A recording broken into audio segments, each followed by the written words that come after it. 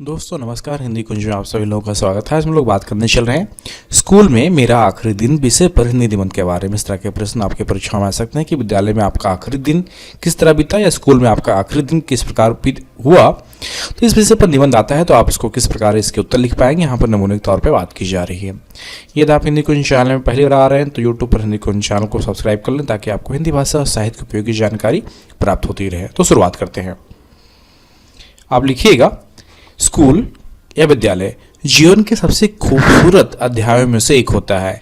यह वह जगह है जहां हम न केवल ज्ञान प्राप्त करते हैं बल्कि दोस्ती, अनुशासन और जीवन के मूल्यों को भी सीखते हैं।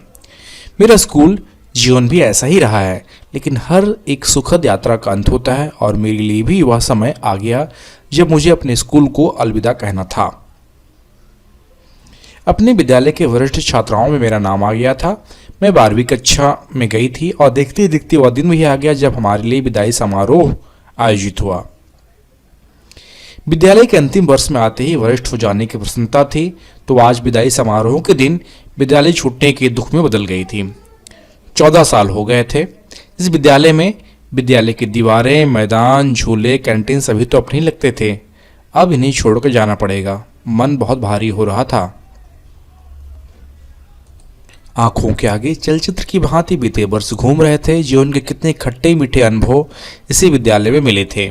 विद्यालय का पहला दिन जब माता पिताजी का हाथ पकड़ के विद्यालय में प्रवेश किया था और आया रमा दीदी ने मेरा हाथ अपने हाथों में लिया था और पिताजी से कहा था कि आप इससे आगे नहीं जा सकते। कितना रोई थी मैं उस समय रमा दीदी बहुत क्रूर लग रही थी। ऐसा लग रहा था कि मुझे मेरे माता पिता से दूर कर दिया गया है।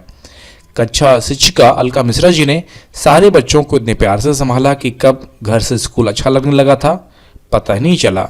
जिन रमा दीदी को मैंने क्रूर समझा था वह आज तक मेरी सबसे पसंदीदा दीदी हैं।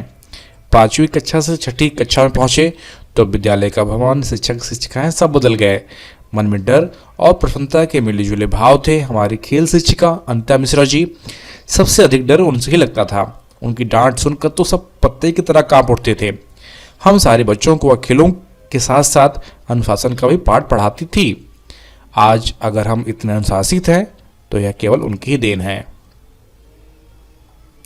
विज्ञान के शिक्षक के नकल उतारते समय पकड़े जाना, फिर विद्यालय के मंच पर खड़े होकर अभिनय करने की सजा, नृत्य शिक्षिका के साथ की गई मस्ती, इतिहास पढ़ते समय ऊँघना, गणित के शिक्षक का दिमाग चाटना, हिंदी शिक्षिका को अंग्रेजी में अर्थ बताने को कहकर परेशान करना, खाली समय में कागज का हवाई जहाज उड़ाना और चौक से मारकर मित्रों को तंग करना, प्रयोगशाला में की गई मस्ती, पुस्तकालय की खुसर आज सब हमें याद आ रहा है। यह सब याद करके आंखें भर गई हैं।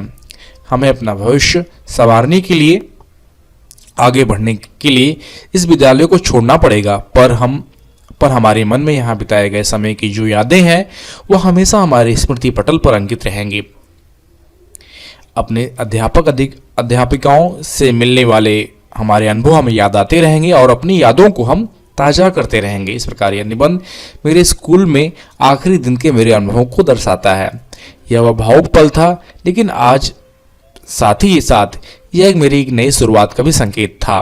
मैं अपने भविष्य के लिए उत्साहित हूँ, लेकिन साथ ही साथ मैं अपने स्कूल के दिनों को भी बहुत याद करूँगी।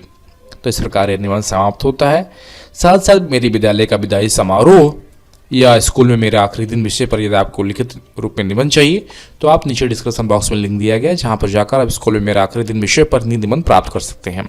आशा करता हूं वीडियो आप सभी के लिए उपयोगी सिद्ध होगा। वीडियो देखने के लिए आप सभी का बहुत बहुत धन्यवाद।